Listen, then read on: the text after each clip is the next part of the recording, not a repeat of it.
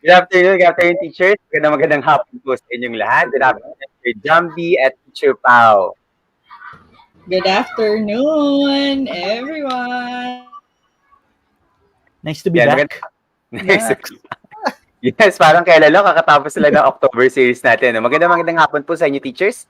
And thank you for joining us here in this afternoon's session to begin our November series. At Sir Jambi at saka Teacher Pao, medyo kinakabahan ako dito sa session natin ngayon kasi it's either baka ma-retain ako sa trabaho or baka mawalan ako ng trabaho after this session. No? So, medyo alanganin at titignan natin kung saan papunta ang aking tadhana after this session. Pero this is a dream come true at may share ko kung bakit dream come true tong session na to para sa akin, para sa Kaagapay Teacher Support for this afternoon. But before we do that, Sir Jambi and Teacher Pao, let's greet our teacher first. Good afternoon. Let's do a shout out first, okay? Starting from sa napakaaga, sisimulan ko na kagad ang ating free service teacher, na bagong taga-subaybay ng Kaga. Yes, okay? 2:19 p.m. Okay, Sir Jambi. Okay? Teacher Kari. Yes. Teacher Kari Dominic Abihoro. Teacher Raquel Manawis. Good afternoon. Teacher Rose Malen Rosella. Sabi nga Teacher Rose Malen, bibili na ako ng pagkain. Order na ako ng food para sure. Okay? Teacher Flodeline Ramirez. Good afternoon. Teacher Maria Rosalina Aquino. Good afternoon. Teacher Christina Munar, yan, may kasalanan pa ako kay Teacher Christina, kasi isa siya sa mga winner natin nung time out tita kit. Kaya lang nagbumalik yung package na. So Teacher Christina, we're sorry, we apologize for that. We'll resend your package as soon as possible. Okay? And Teacher Alex Xavier Alvarez, good afternoon. Teacher Syra Ramos, Teacher Angeline Caha, and Teacher Maria Ana Pe Sumalinog, which is always with us every single time in all our sessions. Okay? Sir Jambi? Okay, binabati din natin, Sir Franco, si Teacher Andy Padernilla, Teacher Milay Dalingay, watching from Baguio City. Favorite natin, Sir Franco. Binabati din si Teacher Florenda Felicio, watching from Naval, Biliran. Good afternoon po. Teacher Dolly Ann Reyes, good afternoon din po. We also would like to greet Teacher Mel Hassan Indanan. Ayan, not sure where our viewer is from, but I'm thinking definitely from abroad. Teacher Rodelisa Tiotanco, good afternoon din po, watching from SDO Malabon, Tinajeros National High School. Ayun, ang bilis sumagot, Palawan. Nasagot ka pala. Datenso kay teacher. Palawan pala. Ayan. Hello sa Palawan. Teacher Mary Ann Onin, good afternoon to you as well. Teacher John Paul Laurio, good afternoon din po. Sige, dito na. I'll end with Teacher Edna Despi. Good afternoon din po. Teacher Pao. All right. So, we're greeting also from Marawi, umakyat. Sandali. Ba't ang bilis nun?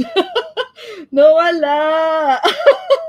Why are you like that? Okay, there. I'm from Marawi. Okay. Teacher Jinehan Khalil. Ayan. Tapos si Sir Franco, binabati kita, Sir Franco, Good luck sa'yo pagkatapos itong webinar na to. Of course, we're greeting Teacher Leticia Laison, Teacher Angelina Carpi Reyes, Teacher Tanit Kongsharoenso from Thailand. From Quezon, Teacher Violeta Racho. Good afternoon to Sir Joe Bustamante, Ma'am Gregory Lambenicio, Sir Marvin Barcelon from Mindanao State University. Of course, Sir Jeffrey Beltran, as always, nandito siya. Yan, oo, sobrang bilis ba? November series na nga. And then Teacher Romel Rosita, Teacher Lamberto Pilatan, Teacher Alex Xavier Alvarez, from Gidapaon, Teacher Manolita White, always here, Teacher Leslie Labitad, Teacher Christy Mohamed, Teacher Crizel De Villa from Polytechnic University of the Philippines, Bansud Branch. Saan kaya yun, Then we have pre-service teacher, Teacher Carrie Dominic Abehuro, Teacher Girly Vergara, and Teacher Giovanni Alpuero from Matalam, Cotabato Province. Ang layo talaga ng nararating natin ngayong pandemya, Kung saan-saan. Ayan. I'll stop there, Teacher Franco. Yes, we Yes, are. No, we are definitely all over the Philippines right now. And also yes, some viewers from outside of the country. No, I saw kanina si Teacher Hetish Kumar from yeah, outside of always. the Philippines as well. Always here with us, no, Teacher Hetish. No, and thank you for always supporting us. So teachers, for the rest of our teachers in the chat box, in the room right now, in the live stream right now, okay, all 113 of us. Okay, thank you and maraming salamat for your presence here. Okay, and wag kayo bibitaw kasi syempre no, ang simula ng ating November series ay napaka bigat no, at napakaganda. Okay? So Teacher Pao, Teacher Sir Jambi, okay? To start off no, our November series, we'll be taking on project-based learning, okay? Redefining instruction and assessments in the 21st century. And I can definitely attest to this no in so many ways kasi we are a school no that actually implemented and are actually implementing project based no learning in our curriculum, okay? At nung pinakilala sa amin to, medyo talagang no, bumaliktad yung aming pagkakaunawa about assessments, okay? About curriculum, and that's what we hopefully can do today no, for us to revisit curriculum, assessments, and and to, as the title says no, to redefine instruction and assessments in the 21st century. Teacher Pao, any comments on this one? Uh, PBL, okay? What's up with PBL? Okay, anong Actually, meron? I've always heard this, no, pero I've never really entertained, doing project-based learning kasi I'm exposed to a different curriculum. So it's I don't know, no? Baka naman mare-relate ni Madam, no? Kung ano yung program na hawak ko, baka naman, no? But this is something that I think a lot of our teachers are actually working on. Marami na akong naririnig about this, and I'd like to hear, no, um, what really is in store pag sinabing project-based learning. No, kasi syempre ang alala ko dito performance task, no, rather than the usual pen and the paper test. You have that. But aside from that, I really have to dig deep, and I'm Big sure deep. our speaker will be able to do something about my knowledge in Yes. Okay. PBL. Confident, Yeah. confident. Sir Jambi? Ingat na ingat eh, no? Ah, ano ba? Hindi. Um, ako naman, I'd like to believe na lahat ng guro, um, more or less tama naman yung intention at saka yung we always have the best interest of our students in mind. And minsan hindi lang natin napangalanan pero marami ng guro yung gumagawa ng project-based instruction kahit hindi pa siya na-introduce at napapangalanan nga ng project-based.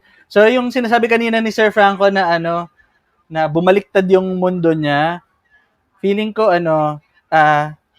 bumalik pero pumunta sa tamang posisyon. Ayan. Kasi narinig ko naman si Sir Franco pag nagtuturo siya ng project-based. Grabe yung excitement, grabe yung passion, 'di ba? Kung 'yun ang ibig sabihin ng bumaliktad ang mundo ng mga teacher, di baliktarin natin yung mundo nilang lahat. 'Di ba? So excited for this. Yes, maraming salamat na Teacher Sir Jambi. Totoo no kasi project-based learning really no, introduce to us new some concepts that are walang pangalan pero ginagawa na natin. And of course no, isa sa pinakamaganda siguro aspect ng project-based learning is that madami sa aspect no and principles of project-based learning ay naka-anchor talaga sa 21st century education, and that's what we hope to actually to do now no, to relate no and to put our direction for education towards 21st century. Okay? So teachers, we're excited. I know you're excited. We are all excited. Ako medyo kabado ng konti din pero I'm equally excited because our speaker for today is someone very close to me and also an inspiration kaya for the last few years, especially during the pandemic years in our school. Okay, so Sir Jambi, let's introduce our speaker for today. Thank you, Sir Franco. As always, it is my pleasure to introduce to you, mga kaagapay namin, our very special guest speaker for this afternoon. She is a dynamic educator who has 24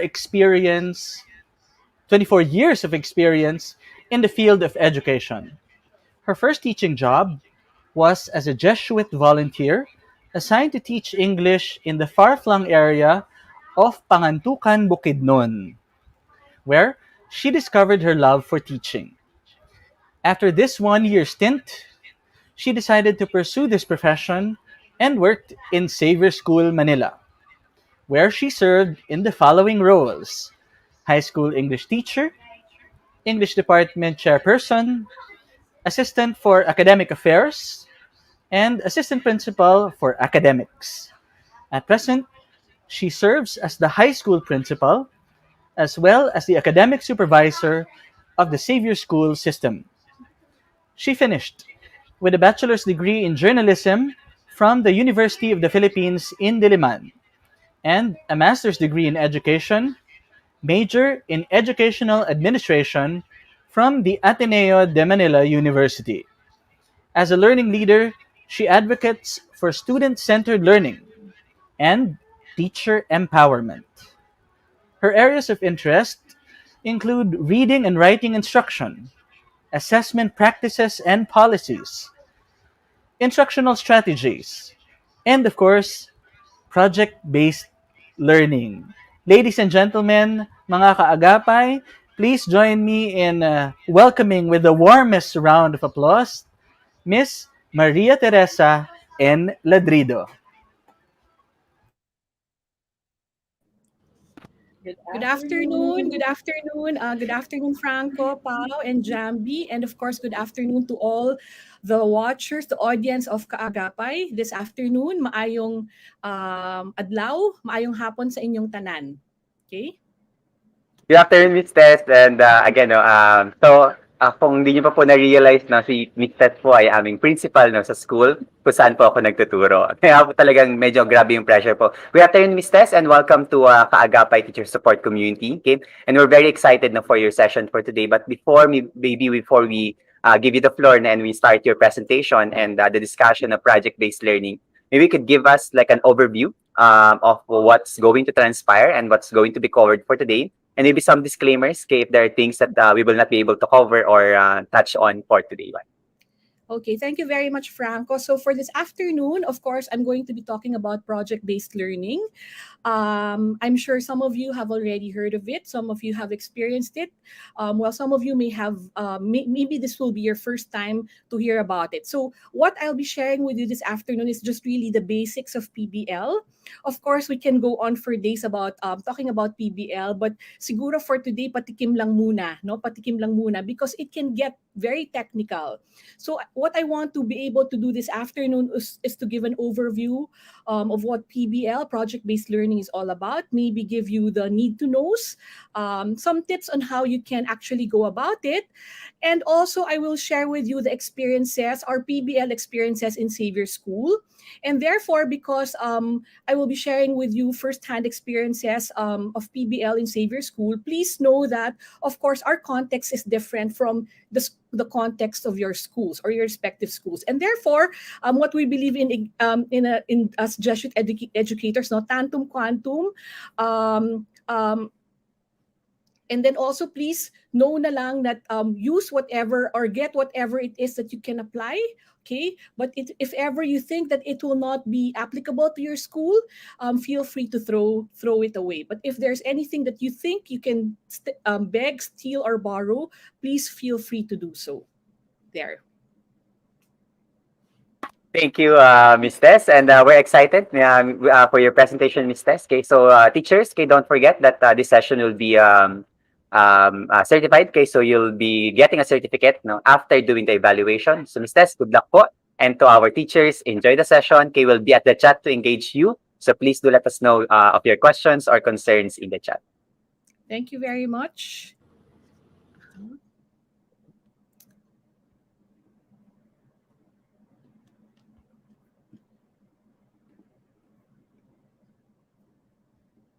Okay.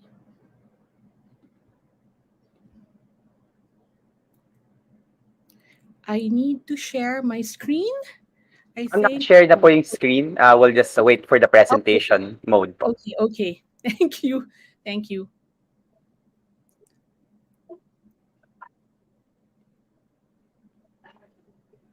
Okay. Am I good to You're go, in, ma'am. Franco? Yes, Okay. you're good to go, ma'am. Okay, thank you. So once again, good afternoon to all of you, and I'll be sharing about project-based learning 101, so the basics of project-based learning, and of course, our goal is towards authentic and transformative learning. What I'd like to request is, of course, for everyone to keep your minds active as I talk about project-based learning. So if you have questions, clarifications, or even suggestions, feel free to write them on the chat box, and then maybe later we can go back to them, and we can respond to your queries. Okay. So, what do we want to be able to achieve for this afternoon? Of course, I would like all of us to be able to reflect on our personal learning and teaching experiences, as well as our roles as 21st century educators. What I will be presenting here are, of course, many principles about assessment and instruction. And of course, our hope is for you to be able to make connections with whatever it is that I'll be sharing. About project based learning and about assessment and instruction. Of course, because this is about PBL, I hope that by the end of this session, all of you would have become more familiar about as regards to principles and features and need to knows of PBLs, and hopefully be able to use them in your respective classrooms. And of course, okay, important is hopefully at the end of the session, everyone, all of us would have gained insights and ideas on how we can make our classes, okay, not just applicable, not just to be able to implement PBL, no, but more than anything to make our classes, our classrooms, places of authentic learning or for authentic and meaningful learning. And of course, at the end of the day, we all want students who are prepared for the real world. Okay. Now, I'd like to begin by asking you to envision your ideal class. Okay, so if you'd like to close your eyes, okay, or to look far while you're doing this, I want you to envision your ideal class. How does your dream or ideal class look like? How does it sound like? And how does it feel like? Okay, concretely, when you try to imagine or envision your ideal class, what are the students doing in your classes? Okay, what are the students saying? Okay, what are the teachers doing and saying? And what do the students and teachers feel and think? Okay, so I'll give you a few seconds to think about it, and please feel free to write your responses, your answers on the chat box.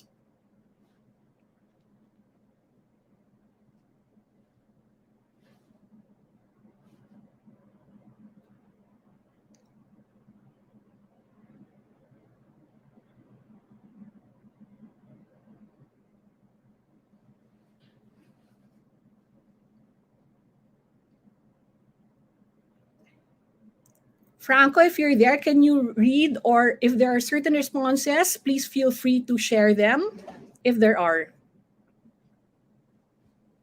Yes, so far wala pa pong response. I think they're still constructing kasi medyo baka mahaba yung ano nila. Teachers, please feel free to just answer maybe one or two of the questions or all of them no in phrases lang po, hindi kailangan ng essay. Baka po essay mistes. O, Yes. hindi kailangan essay, kahit 2 Yan. words lang, kahit 3 words lang, phrases will be okay. Can be in Tagalog, can be in Ilocano, I can understand Ilocano, Visayan, okay din. Ito may answer na from teacher Carrie Dominic Abihoro. Engage and participative. Okay, thank you very much. Engage and participative. Thank you. Okay. From teacher Also, Rose Malen Rosel, yes. play-based and nature-based class. Okay, wow, ang ganda naman yan, play-based and nature-based, okay? Yan ma'am, ang dami na pong sagot ngayon ma'am. Okay, Flowing na yung sagot ngayon. From teacher Mel Hassan in Danan, they are doing their given tasks and working with their classmates. Okay. From teacher Eloisa Laksamana, engaging all are raising their hands. From teacher Christian Paul Atrazo, a classroom full of students debating about the relevant issues of our society. From teacher Sonia Yap, my class has positive vibe. Yun ma'am, medyo madami na po ma'am ang responses ng mga teachers natin. Yeah, I think those will be okay. And then we'll go back to them later and we can read it after, no? But thank you very much for sharing your ideal class.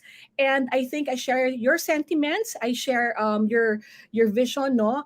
And most of you, with what you shared, we can actually sum it to something like most of you who responded, or at least the ones I heard, would like your students to be engaged, okay, to be active, to be busy, to be the ones doing the tasks. Okay, so very engaged, very active, very participative. Now, that's your ideal class, and therefore, I'd like to ask you now, um, how far is your ideal class from your reality? Okay, I want you to zoom in, okay, to look at this comic strip where the student says, is this the test to test us for the test to see if we are ready for the test? Okay. And the other one is the perfect way for me to demonstrate what I've learned in school is a standardized test, said no child ever. Okay. So to a certain extent, okay, how do these two comic strips, okay, perhaps reflect or mirror your reality? And how do you think, how far are you, do you think, from your ideal class? Okay. Of course, I'm sure that there are days when our classes are really very active. Okay.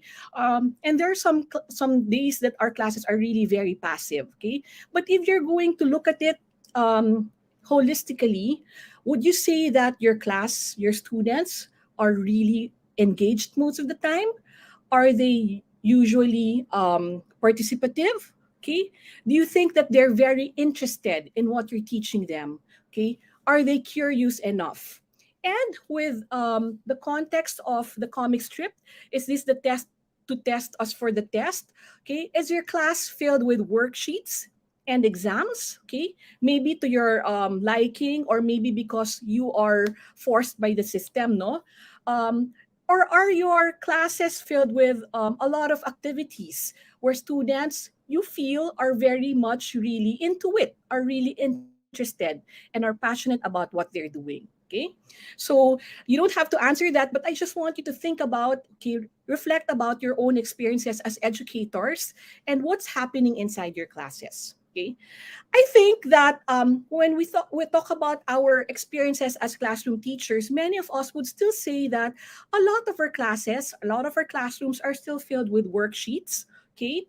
I think this is also because of the fact that, of course, many of our classes, almost all, have huge class sizes. And therefore, there are certain limitations and constraints that we need to work with.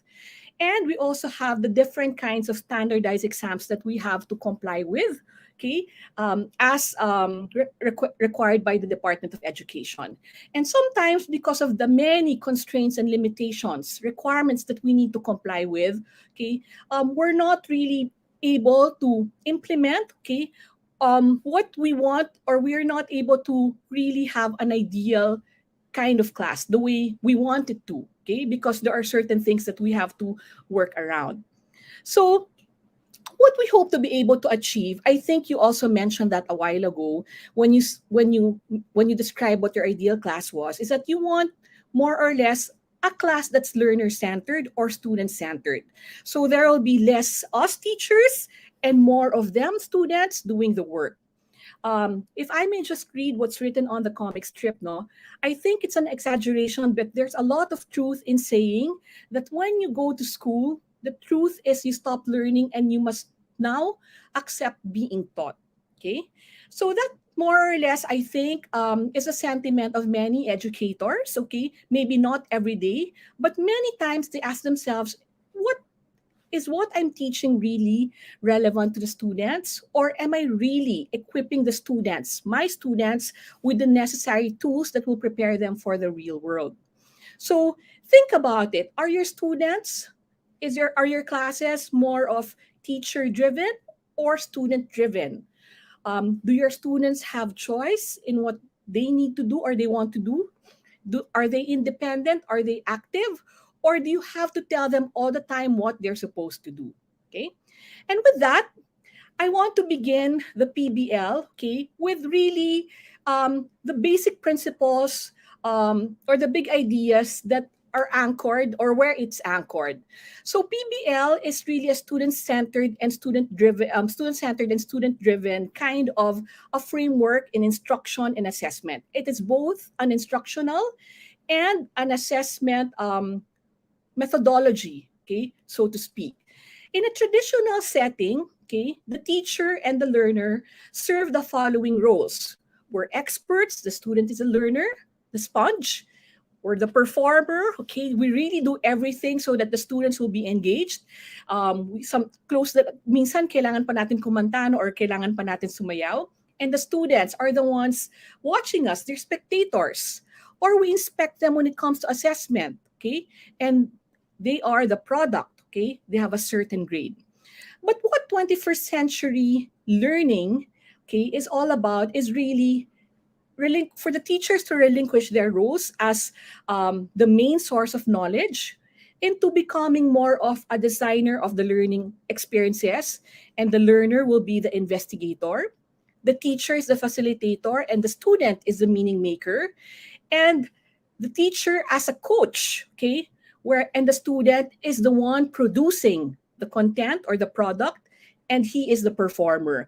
So when you think of coach, when you think of maybe the role of a teacher, think of how they do it in PE classes, where the coach, okay, the PE teacher demonstrates, but the students are the ones who play, okay, and the students are the one who really perform the sports, okay. So that more or less encapsulates some of the roles of the teachers, or what the teachers should be doing as 21st century educators in their 21st century classrooms. When I think about it, of course, there's nothing wrong with, for example, pen and paper exams, no? But many of those things were really relevant during many decades ago, when really the world was less complex, okay, and there were probably less problems to solve. But now we live in a VUCA world. I'm sure you've heard of it. Okay, volatile, uncertain, complex, ambiguous world, and therefore we cannot just really limit our teaching and assessment strategies to just pen and paper, because we need the students to be authentic learners who will change the world. Now, with based on studies by Nancy Atwell and Grant Wiggins, students in the 21st century, okay, our students now really have this impression about school, okay? First, that it is boring and no fun, okay? Medyo ouch, no? Pero this is what some of the students say, that it has little relevance to the real world. It does not connect to the interests of the students, and there's one way of doing things most of the time, and there's always one audience, the teacher. So in other words, the student will perhaps write something or produce something, the teacher will check it, and it ends there, okay? And then of course, when it comes to the curriculum, it's really what is prescribed, okay, most of the time. And sometimes what's prescribed is not necessarily what the society needs, okay, what we need today, okay. Also, based on Wiggins' study, okay, on high school student survey, really when you talk about engagement, many students, specifically grades 9 to 12, are not very engaged in their classes for the reasons that they didn't find the material interesting, okay. They have very little interaction with the teacher, and the material was not relevant to them. And what they would like to be able to do more in their classes, I think someone mentioned it kanina, no, as part of this ideal class, they want more discussion and debate. Discussion, of course, by the students. Debate, more group projects, more projects involving technology, and student presentations. In other words, making learning more active and fun, more hands-on activities, and more opportunities for them to discuss their ideas with one another. Okay. Again, I'm sure many of us are doing this in our classes, but what we want for us to be able to transform our students to be really active learners is not just to do this paminsan. We want to do this more consistently, and we want to do this more purposefully. Okay. Now, PBL is really under the umbrella of inquiry-based learning, okay, where students try to inquire based on a certain problem. So they ask questions, they probe into various situations. And usually in inquiry-based learning, teachers present a theme and concepts, and students are the ones who ask questions about it until they develop further understanding of that. Don't worry, okay, it seems very, what do you call this, vague to you. I will try to concretize that later, okay? Now, in a principle, in an inquiry-based learning, okay, a learner or the student must be at the center of the process, okay? In other words, the teacher must be able to pass on the task of doing more, okay, to the student rather than her, at least inside the classroom, okay? Why am I saying that? Because I think the teacher's role primarily will be a lot of his task will be designing it on the side, but when it comes to the classroom, it will be the student who will be doing a lot more, okay? Learning activities will revolve around information processing skills and research, okay? Teachers facilitate the process, okay, but the students will be the ones to really be doing things, and there's really emphasis on evaluating not only, okay, the knowledge but also the skills and even also the process. Now, many of you are wondering, what is project-based learning, or how different is it from performance task? How different is it from the regular project that we know? Okay. First, by definition, project-based learning is a teaching method. Remember, it is not just an assessment method. It is a teaching method where the students gain knowledge and skills by working for an extended period of time. Okay. Extended period would mean maybe 2 weeks or longer. Okay. Period of time, the student will investigate and respond to an authentic, engaging, and complex question. And in doing that, the student will be able to demonstrate their knowledge. And also, they will really present their product to an authentic or real audience. Okay. Let me You remember what it was like in school. It was boring. You sat in class, memorized as much as you could, and tried to pass a test at the end. But is that good enough? These days, school can be more interesting and effective by focusing students on work that matters. This is project-based learning explained.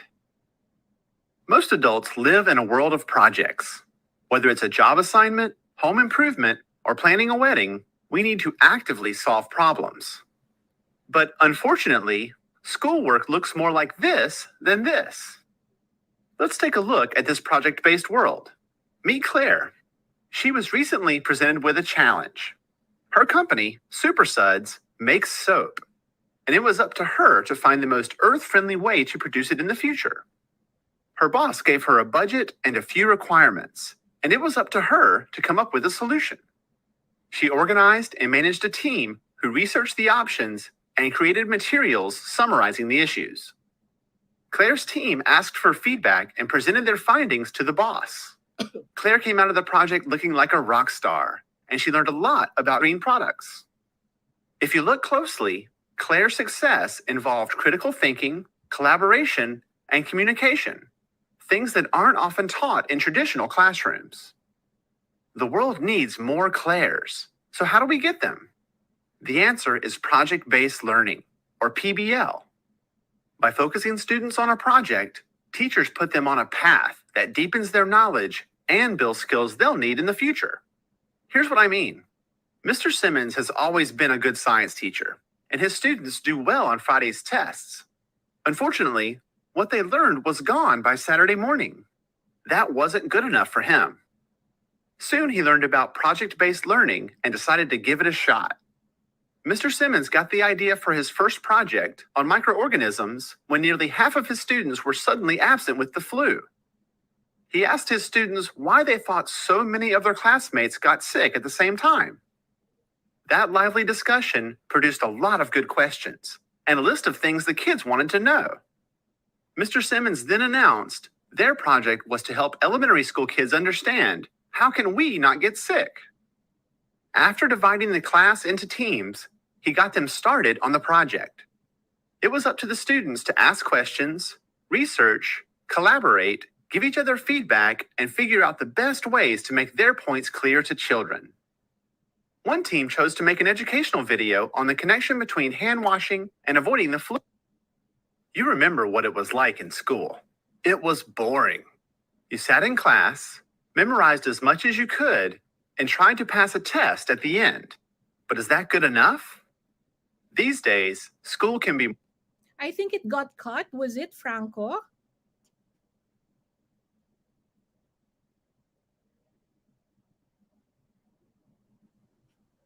Test? Yes, ma'am. Parang bumalik po siya sa start. Okay, so sige, I will just show that. Let me share my screen so that I can show you again I will stop sharing this so I can share with you the video itself. Exit full screen. Okay.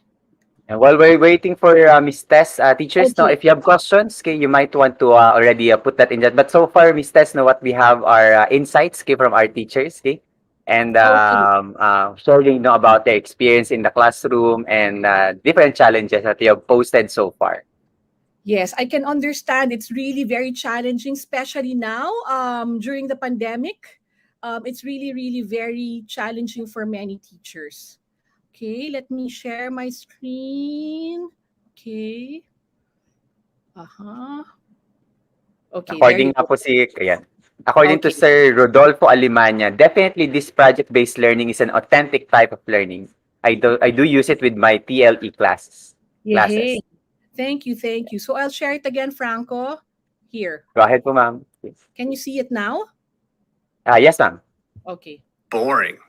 You sat in class, memorized as much as you could, and tried to pass a test at the end. But is that good enough? These days, school can be more interesting and effective by focusing students on work that matters.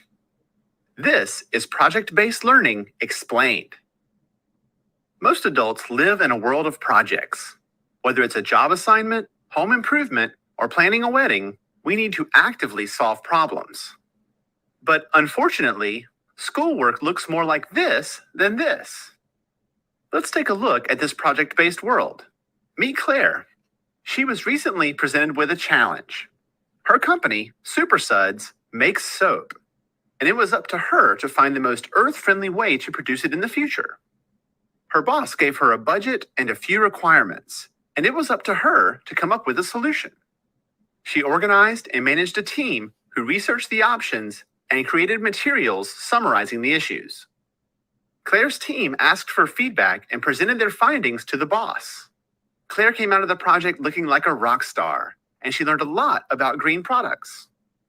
If you look closely, Claire's success involved critical thinking, collaboration, and communication, things that aren't often taught in traditional classrooms. The world needs more Claires, so how do we get them? The answer is project-based learning, or PBL. By focusing students on a project, teachers put them on a path that deepens their knowledge and builds skills they'll need in the future. Here's what I mean. Mr. Simmons has always been a good science teacher, and his students do well on Friday's tests. Unfortunately, what they learned was gone by Saturday morning. That wasn't good enough for him. Soon he learned about project-based learning and decided to give it a shot. Mr. Simmons got the idea for his first project on microorganisms when nearly half of his students were suddenly absent with the flu. He asked his students why they thought so many of their classmates got sick at the same time. That lively discussion produced a lot of good questions and a list of things the kids wanted to know. Mr. Simmons then announced their project was to help elementary school kids understand, how can we not get sick?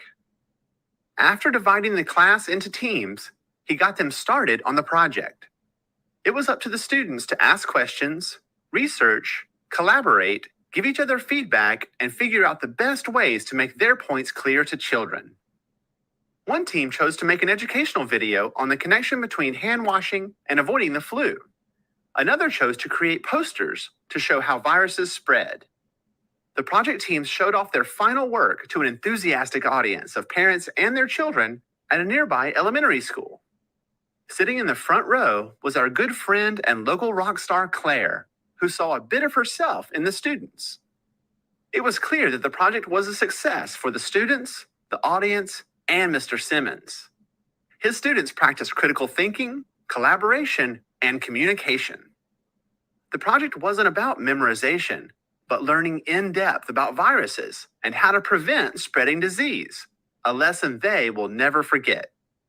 At the end of the presentation, Claire introduced herself to the students and told them that they were rock stars and that the world needs more people who can think like them.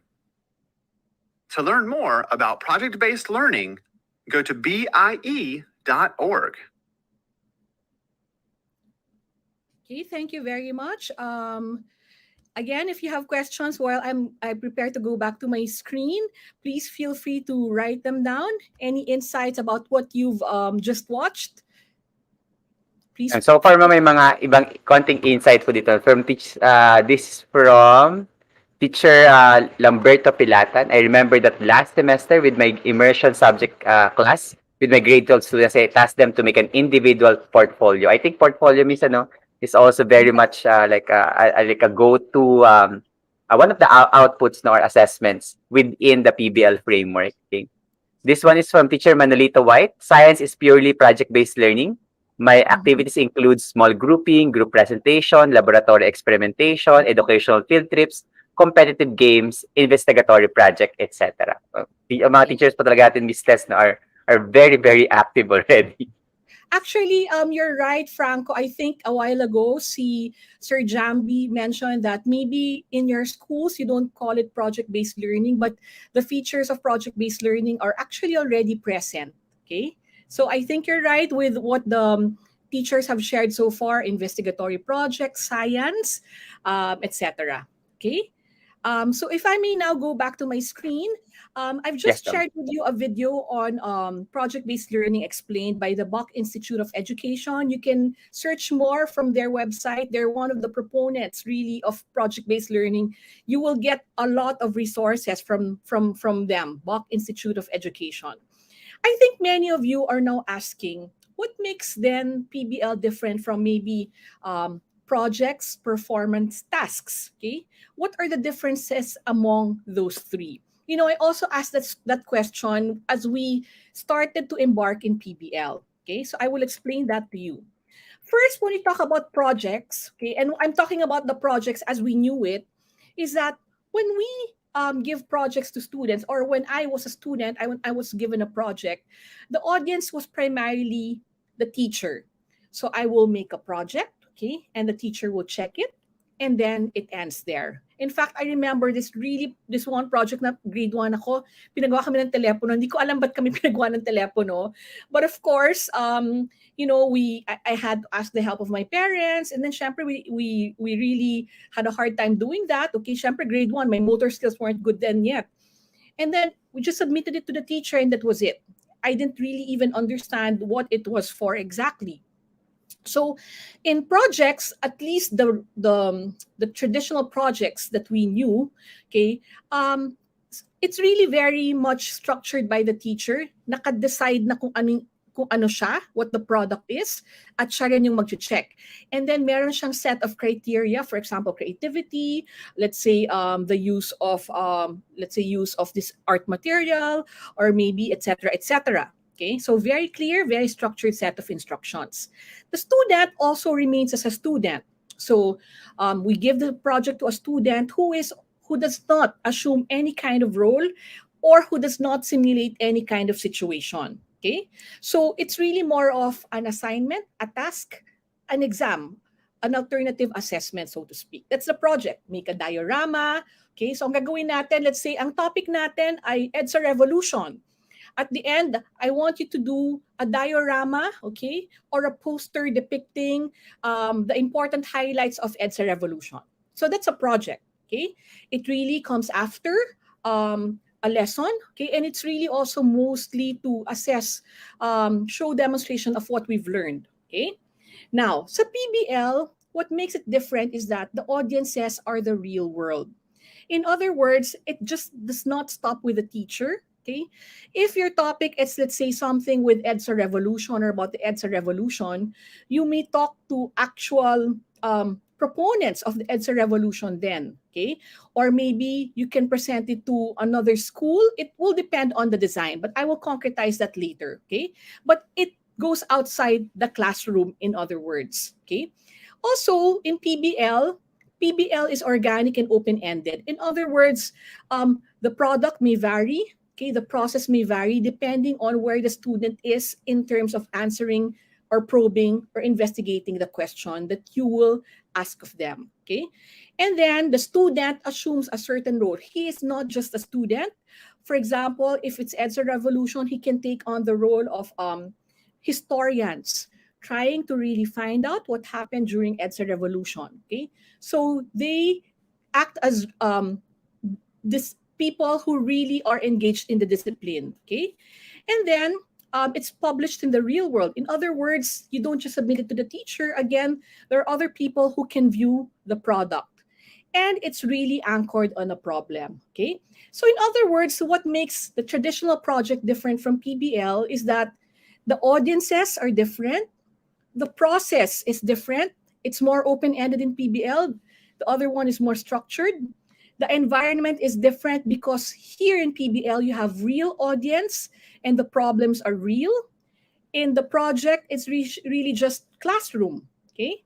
And then at the core or the center of it is really problem authentic, okay? Authentic problems, okay?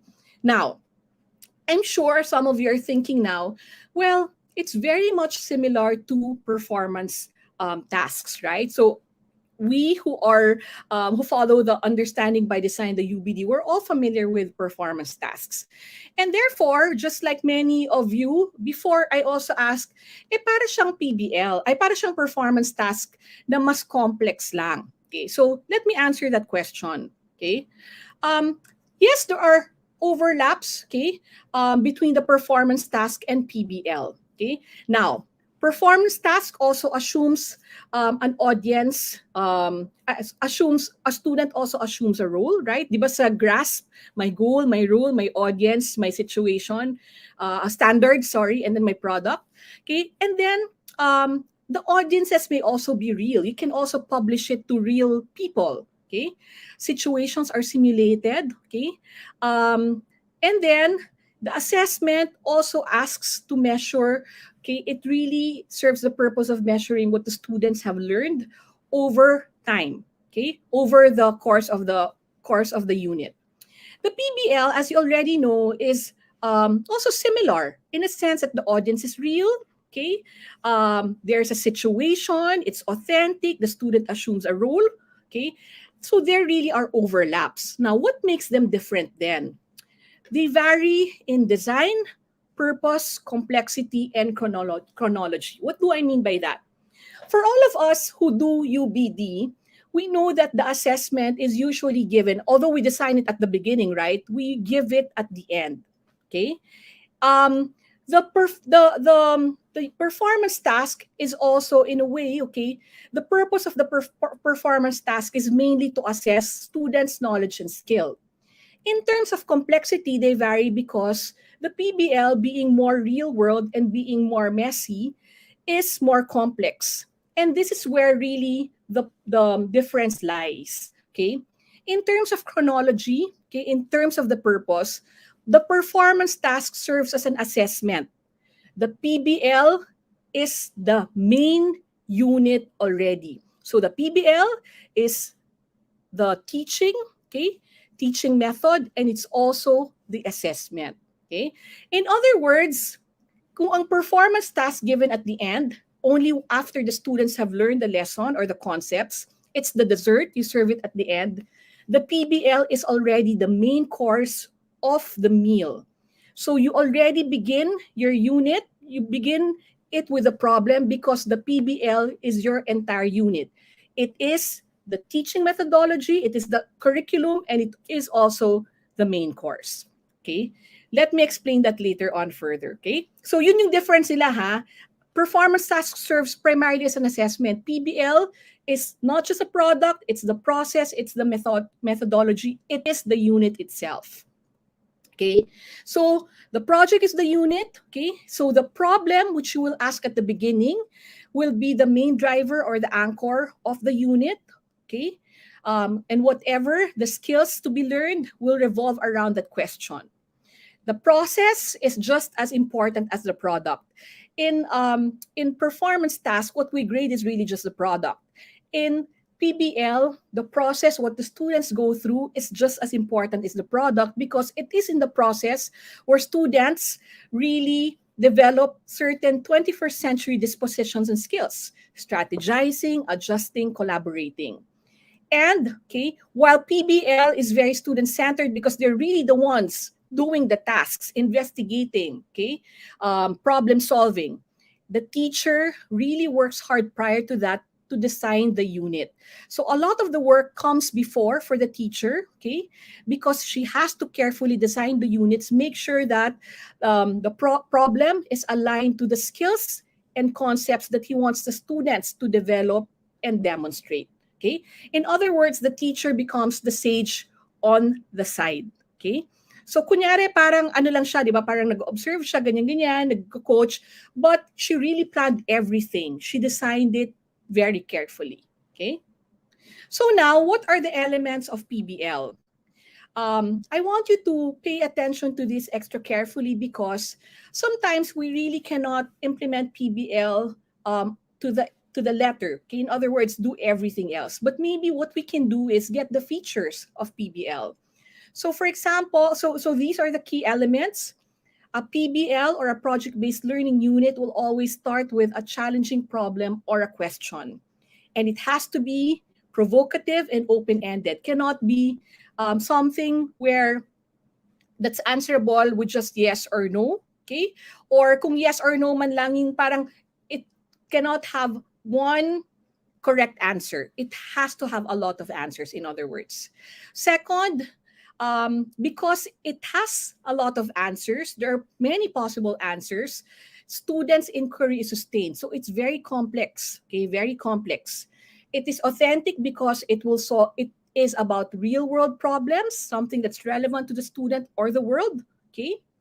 It has student voice and choice, or it allows for student voice and choice because students will be the one working on it, and therefore they have to make certain decisions about how to change the product or the process. Of course, because the product will always have to go through revisions, there are a lot of reflection involved, okay, and self-assessment. There will be critique and revision. That's an important part of it, by the teacher and by the peers and real audience. And it has to be presented to a real audience. So these are the elements of PBL. Okay, may be present also in your performance task, except that the performance task happens in the end. So what you can actually do is for you to review your performance task and see if your performance task can actually be the unit in itself and make it into a PBL unit. Okay, that's where you can begin. Now, what is the driving question? The driving question is the main question that propels the entire unit. Okay, so as I've said, it has to be provocative, it has to be challenging, and it has to be aligned to the standards, the key knowledge and skills you would like to develop in that unit. I will give you examples in a while. So for project-based learning, you have to have the driving question. You present it to the students. They will inquire. So what they will do is they will try to solve and ask more questions, and solve and ask more questions, and then research on the side. Okay. There will be a product, okay, that they can determine based on the driving question. Okay. And it can vary as well, but it has to answer the driving question. They have to present it to the teacher and, of course, a real audience. And afterwards, they reflect on the experience.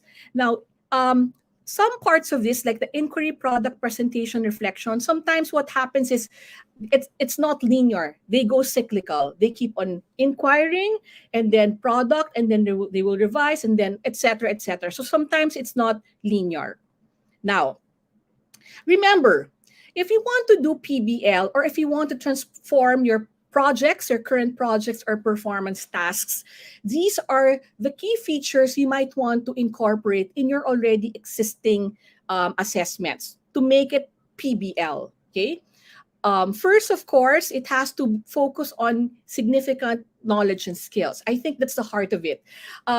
If at the end of the day the student said parang hindi sila natuto, walang skills na demonstrate, then maybe it's not authentic PBL. Okay, development of 21st century must be purposefully embedded in the process. And what do I mean by that? As much as possible, students collaborate. Of course, there will be conflicts, which is supposed to be. It's supposed to be part of the work, the progress. Okay, and then they have to reflect, they have to communicate, they have to create. Okay, and then students have to be engaged. They have to keep looking for resources. They have to keep investigating. They have to keep researching. That's why, in a way, the science investigatory projects are so similar to PBL, okay, or a form of a PBL actually.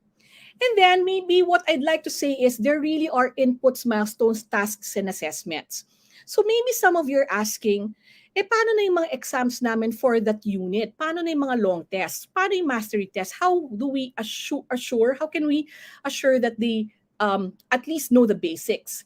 Part of the milestone of the entire unit is you can give mini quizzes, okay, as part of the milestones, okay, or mini tasks to make sure that, they've already reached this milestone.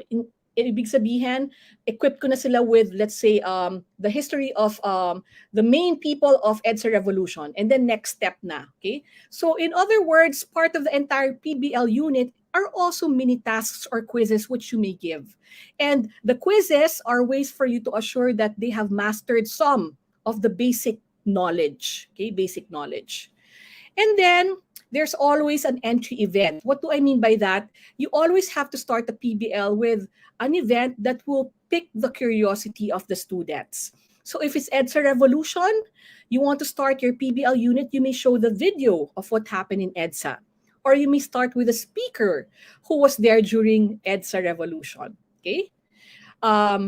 Include a public audience, okay, at the end, so that maybe, as I've said, you can talk to historians, other students as well, outside Xavier or outside your schools.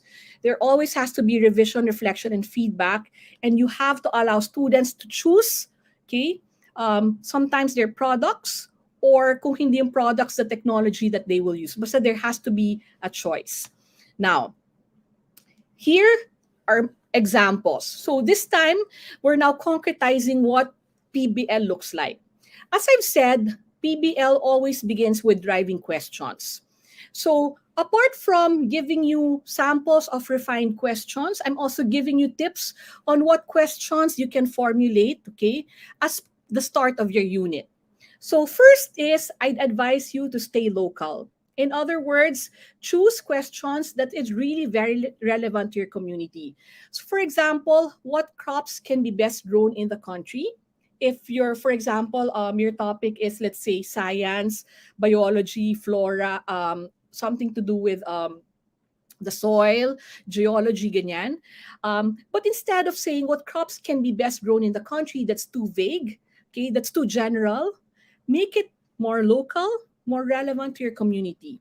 What local crops can be grown effectively and efficiently in the backyard, in their homes, for example, because they're online learning.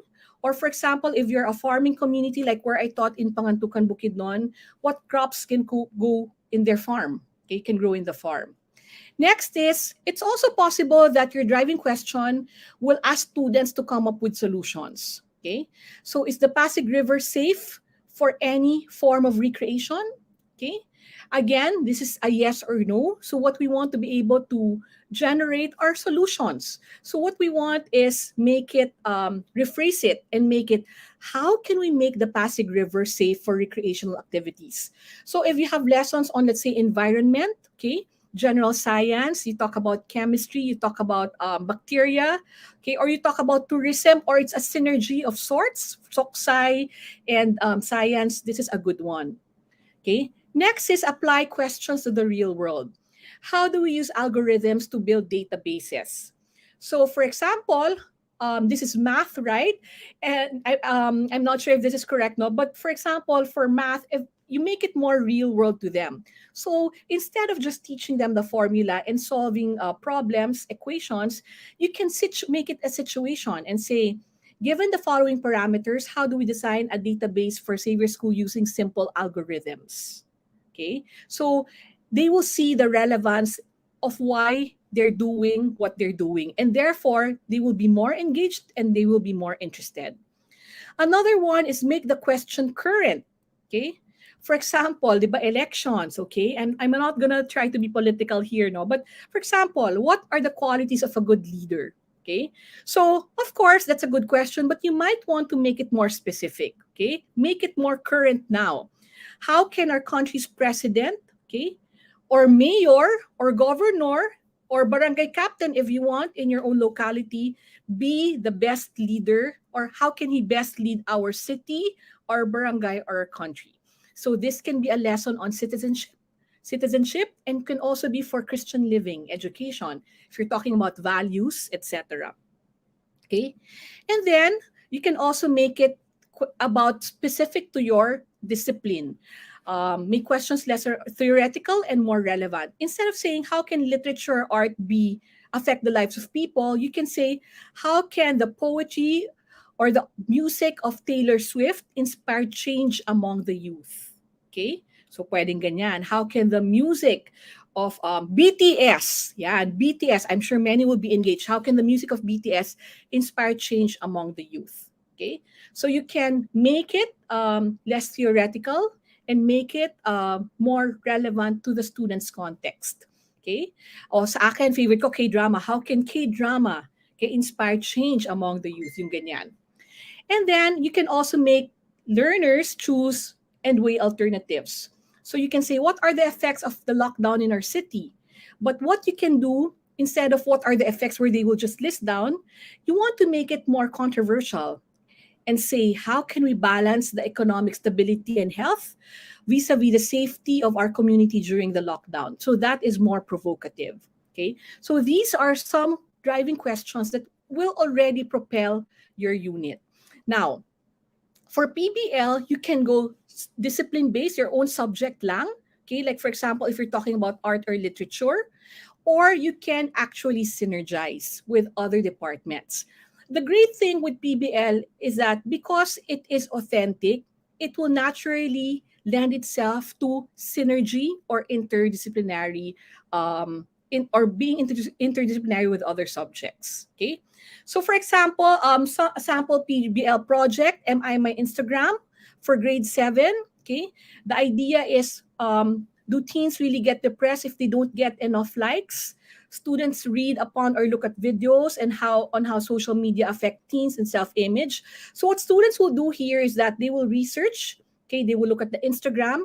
Okay, and then they will answer, Am I my Instagram? So possible content here for math is integers, rational numbers, because they do statistics, measure sense of central tendency, and then they can also partner with English for persuasive writing, and say, I am not my Instagram, and then why. Okay, so the product can be a survey, a research report, a proposal, or a persuasive writing composition, and can make it public by presenting it to the school administrator, to the Instagram, maybe someone from Instagram, a representative from Instagram. Okay.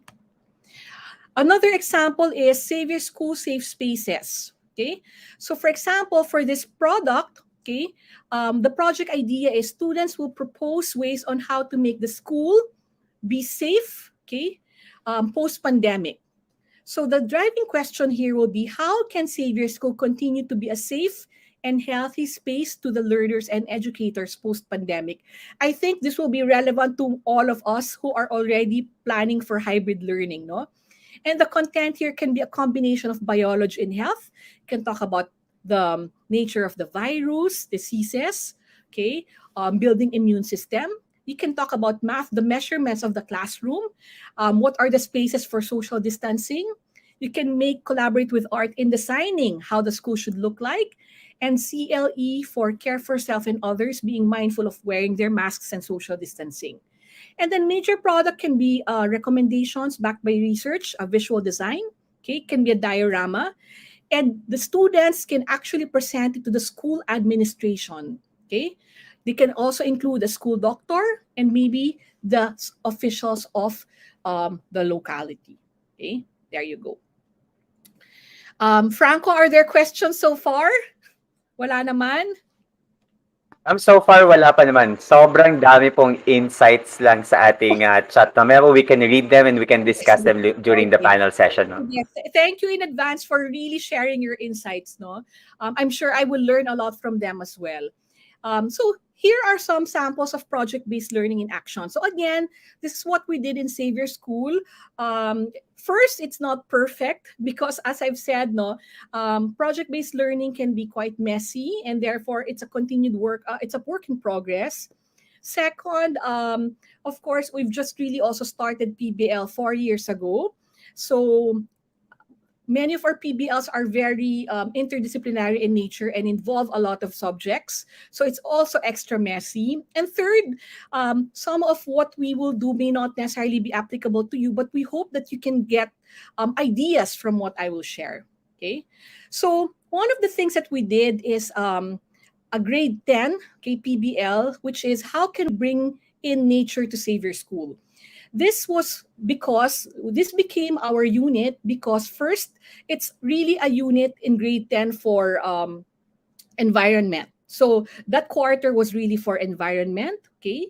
And therefore, apart from environment, we were thinking, ano ba yung pwede nating significant contribution ng students sa school? What do we need in school, in Xavier? Ano ba yung problem na pwede nating solve? And we realized that our school is filled with buildings, okay? And therefore, we may be lacking in nature, kulang sa green. So what we ask the students, our driving question is, how can we bring in nature to Xavier School? Okay. So our key knowledge and skills here was, and they have to learn environmental concerns such as climate change, air pollution, biodiversity, okay, environmental degradation, and stewardship. And also we want them to do 3D modeling.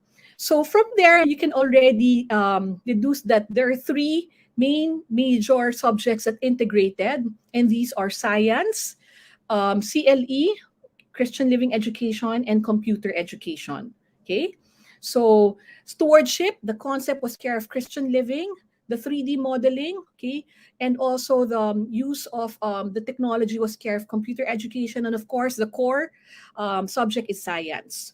So the challenge was to design a greening project for Xavier, applying lessons in CLE and using 3D modeling skills learned in computer. Okay. And then experts on greening programs, biolific design, okay, gave a talk at the beginning. So there was a talk at the beginning that was the entry event we invited an expert on greening. Okay. And then afterwards, in the process of the unit, of course, there were lessons in between. So parati siyang may lessons. And there were also mini quizzes to check if they have understood the lessons. And that is done synchronously while they're also working on their project. Okay, so simultaneously. So students measured biodiversity levels, made an inventory of the flora and fauna in the campus, okay, and suggested greening environments. So in this task, the students discovered creative and practical solutions that aligned with one of our goals. So as you can see here, at the beginning, we divided the sections A, B, C, D, the map of the school, and they're assigned a specific area where they will propose how to bring in more green, how to bring in more nature. And then students using their iPad, I think there's an app also there, they try to come up with an inventory of the school, what the plants are in school, okay? And then afterwards, of course, they presented to the administration. And what did we find out? We found out that some of our trees are not endemic to the Philippines, and therefore they're actually not helpful to the school environment. Third, some of the greens that we have a lot of plants, can actually be brought to the different parts of the campus to promote more air pollution. So those students found out about those as they researched on the different plants that are present in school and the situation of the school. And by the end, okay, they presented to the members of the school administration and the physical plant office. They presented how to make the school more green. So, for example, they suggested putting more plants in the parking area, but it's not just plants. What kind of plants? They had to explain what plants, and then they had to defend that the plant is really beneficial.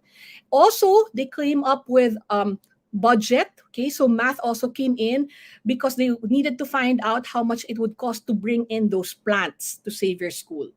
So we actually planned on making this we chose 3 groups to get to really implement their proposal. Unfortunately, nagkaroon ng pandemic. So baka next year na lang siya. Okay? Another one is I'll just give you 2 examples, no, so we can have more time for sharing later.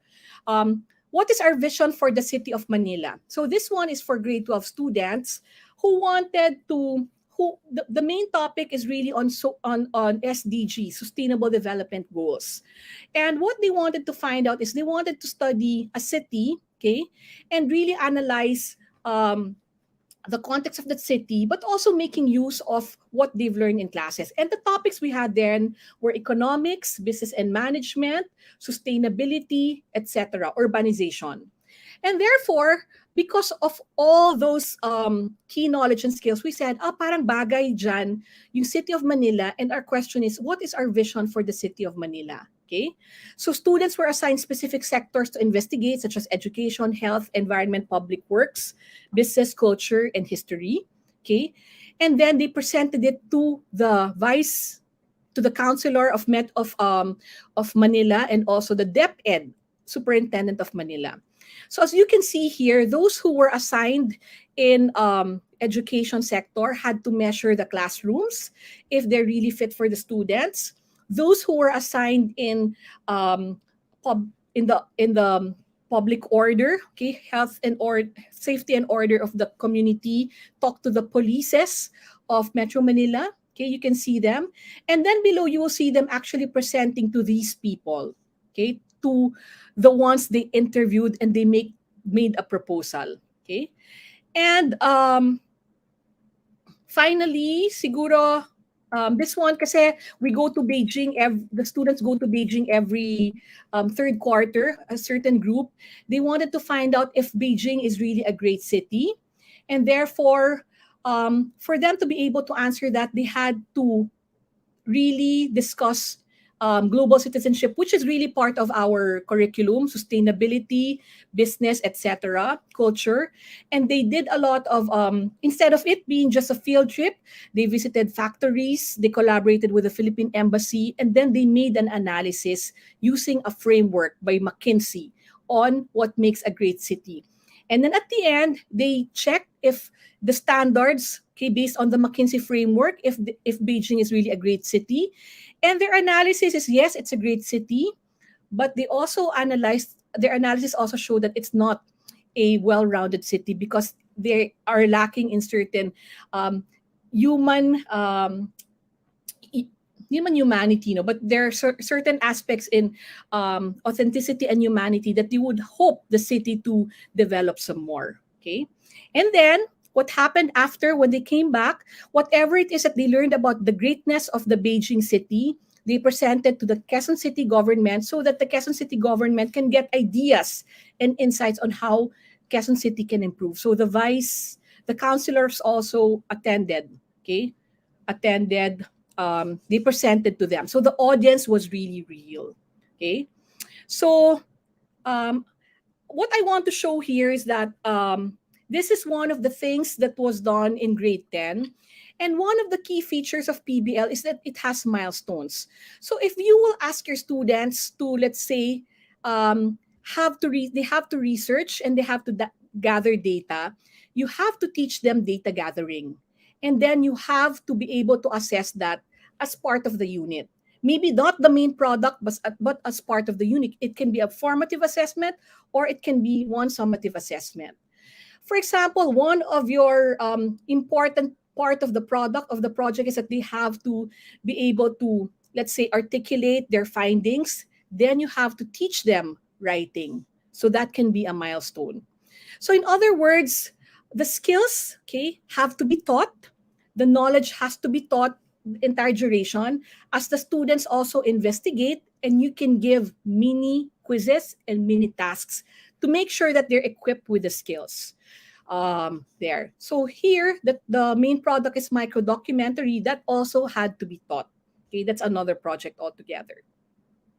Okay, so if you will see here, it requires careful planning because you have to identify what the skills are and what the concepts are, and then you have to make sure that they're all aligned with the product and they're all aligned with the question. Okay, so in Yunnan, in another project that we have, what it's a city in China, what must be kept and what must be changed. For the students to be able to answer that, they have to have knowledge and skills in ecology, diversity, globalization, culture, environment. And we had to teach them necessary skills on gathering data, on researching, on discernment and culture. And they had to go through all these steps. Okay, data gathering, answering the question, reflecting on the community, and of course, creating the product and presenting them. Now, maybe some things that we need to keep in mind as we do PBL. Okay, again, we need to start slow and simple. So baby steps lang. What I would suggest is that you do it on a smaller scale, which means your subject muna. Madami yan for sure sa CLE. Madami yan for English. So start slow and simple, baby steps. And what you can actually do is look at your current or existing projects and existing performance tasks and see if it can be made into an entire unit of PBL. Okay? Because also not all assessments can be made into PBL, and you shouldn't. And second, not all the units can be made into PBL. May iba talaga na very technical na okay lang naman na worksheet, okay lang naman din na exams. But the ones which are rich, which are very relevant to the world, then that's what you make into a PBL. Okay? Pero for example, ngayon mga, I don't know, sa calculus, trigonometry, baka okay rin lang yan na regular. Okay, regular exams, that's okay. Regular unit, that's okay also. Next is the teacher is a sage on the side, meaning the teacher will really spend time designing it. Okay, she will scaffold the process. Okay, you can't just get into PBL and say this is a project problem, bahala na kayo. Okay, and then I suggest that of course with anything that's new, or if you really want to move forward or do something transformative, you have to experiment and take risks.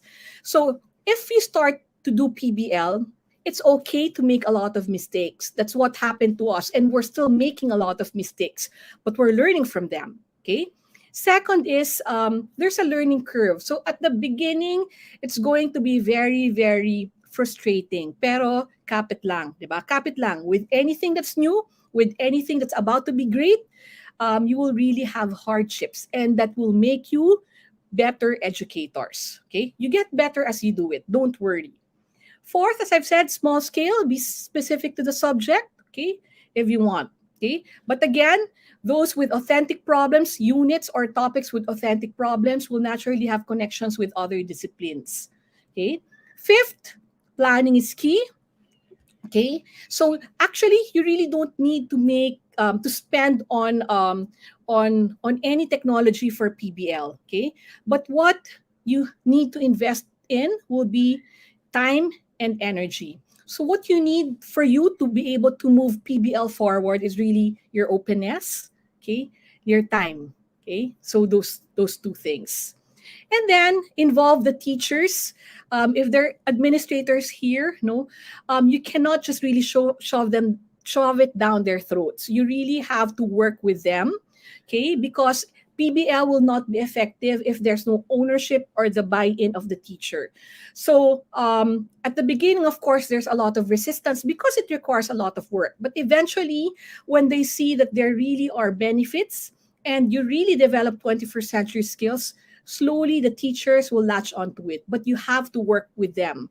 They have to be the ones to implement it, and therefore you have to give them all the support that they need. And start with topics or units that are easy to connect to the real world. So marami, especially social science, lalo na science, di ba? Sobrang dami sa science, physics, chemistry, biology, nutrition, the different digestive systems, diseases. Okay, English, there are also a lot. Okay, so I'm sure being the great educators that you are, you will be able to think of many, many ideas. Okay? So how does PBL nurture 21st century skills? Again, because you allow students to take charge, you develop independence and leadership. Okay? Because you give them voice and choice, you allow them collaboration, accountability, and engagement. Because students have goals and need to accomplish their tasks, they develop responsibility. Because you allow them to strategize because they really solve problems, then creativity and problem solving is part of it. Okay. And then because they have initiative, they develop initiative and ownership, you develop leadership, conviction, and stewardship. So really, when you talk about PBL, you're not just talking about key knowledge or skills of writing, skills of solving math problems, or let's say balancing equations in chemistry. Okay, but rather in PBL, you also develop key dispositions that will really prepare them for their career, for college, and really for life. Okay. So to end, okay, what I'd like to say is again, you do not need expensive resources, but it will really require time and careful planning, and it can be quite frustrating. Pero kaya yan, promise. PBL is really more than the product, okay? It is also the process. So just as important as the product is also the process.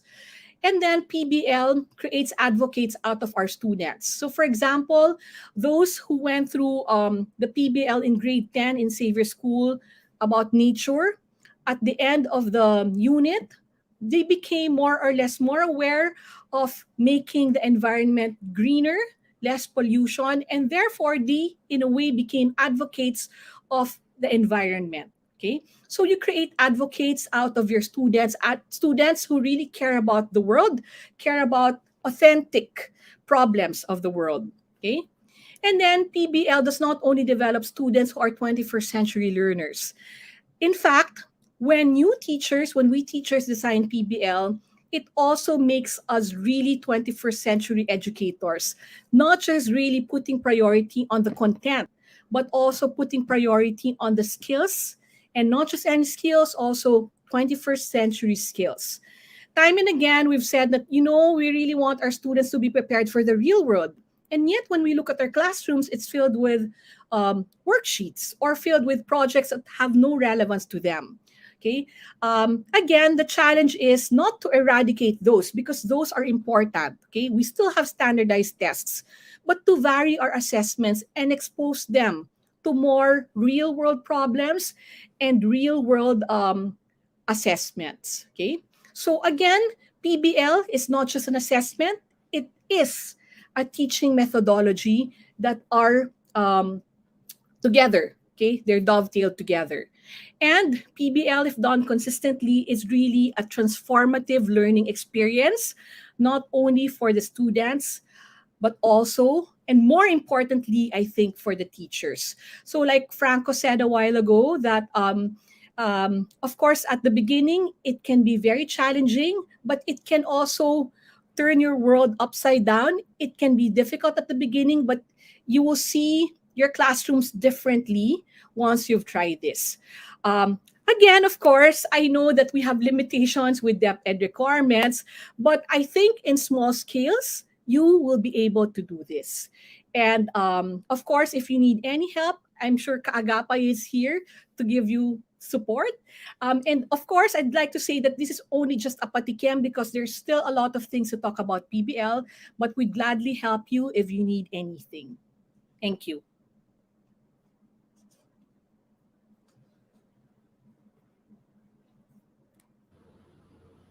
Ayan, yun yata Miss Tess ang pinaka masarap na na appetizer na natikman namin ngayong araw na to. Maraming salamat. Yes, no. Siksik-liglig, no. Teachers, mapakita niyo naman. I'm kaya sobrang perfect talaga no si Miss Tess to talk about PBL because theoretically alam po ni Miss Tess yung yung definitely the PBL, okay? Plus what I really like Teacher Pao is that talagang may application. Okay? Nakita nyo kanina, it's a balance of theory perspective of PBL at same time na yung practical application of PBL in our school, because we really do apply PBL and use PBL in our school.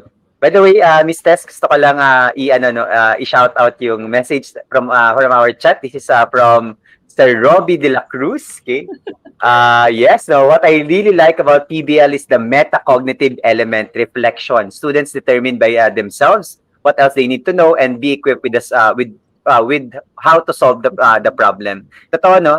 Miss Tess, yung metacognitive, yung what am I learning and how am I learning? I think that's a very, very important aspect of PBL.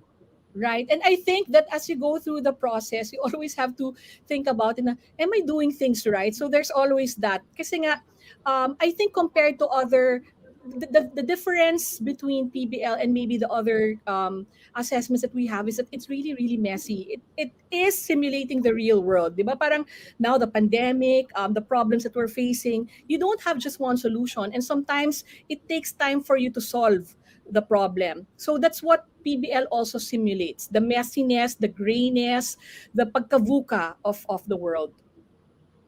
Thank you, Robbie. Robbie was the one who did the nature, bringing in nature to Savior School, bringing in yes. And I think the Beijing project is also Sir Robbie was also there involved in the right. yes, is Beijing a great He should city. be the one. I think he should be the one giving this talk. Kidding. Yes, but of course, Sir Robby, by the way, Sir Robby is one of our administrators in Xavier School who also led several PBL projects in our school. Okay? One of the many idols in Xavier School. Teacher Pao, any reaction, insight so far? Mukhang speechless ka ngayon dyan. Siyempre, na-jaw drop na naman ako as always by Miss Tess Nebres Ladrido. Na sobrang amazed ako how I think ako, no, it's the process, how you go about this. Now, yes, we know yung magiging effect nito sa students, but I'm thinking about the whole process from the admin to the teachers to the students, no, how you will lay it down. Because without the support of the administration, that paano mo sila palalabasin doon? Paano mo sila ipapamit sa mga iba-ibang tao, 'di ba? Parang kung si teacher kasi syempre ang concern niya yung nasa loob na ng classroom, pero sinong tutulong sa kanya para magawa pa yung kailangan niyang lumabas ng classroom and to get all the resources that that's needed to support the project that is being aimed at. Because from what I've heard, no, from Miss Tess, talagang yung project na gagawin mo, hindi siya you're not just putting yourself in the shoes of that person, talagang gagawin mo siya. Diba? Hindi siya that's how she compared it with the performance task, diba? So, talagang buong package siya. As in from inception to lahat ng kailangan gawin. I think na may nakita pa ako doon, parang boardroom yung picture ni Miss Tess. And I'm supposing that was a discussion, no? So it's not just a teacher thought, parang sige, paano ko to gagawin? Pero kung ako lang to, hindi rin siya lalabas eh. Alam mo yan, parang the community support is actually there. So this is something that we can really think about, no, as teachers. Yun. So thank you so much. Pero sharing. Yan, go Miss Tess, no, reactions first. No, actually, for example, I think the one of the good things about this is pag alam ng students na ipapresent talaga nila ito sa mga real people. Like for example, we told them they will present it to our school president. They will present it to the DepEd superintendent of Manila. The engagement of the students, nandun talaga. And of course, they take it seriously. And they realize that may relevance yung pinag-aaralan nila. And second, there's a possibility na sundin or i-implement. So that is one side of PBL that is not that cannot be done by other assessments, right? Because nga syempre sometimes you're just really focused on the paper, or you're just focused on, let's say, one diorama, okay, or one paper. But this one, your work goes beyond the four walls of the classroom, and therefore you feel like you're empowered as a student. But I would also like to say that siguro para lang hindi matakot yung iba, the examples I showed you are really big PBLs. In other words, they're synergized. But like the example I showed you, it can just be one specific subject. So for example, a paper on Soksai saying what makes a great, how can the barangay captain become a better leader. You can just interview, okay, you can interview, or you can interview maybe the barangay captain or the constituents. It can be as simple as that, and it can just be one subject. Or pwede rin naman siyang paper talaga if it's philosophical. Except that, of course, the ones I showed you are really huge. But don't be intimidated. Kaya-kaya ng IB, Pao. I think IB can do that. More so, the Kasi, students. opo, Miss Tess, maraming salamat for that. I think siguro din, our teachers should also realize na yung talagang PBL, yung sabi nga ni Miss Tess kayo, no, messy talaga siya.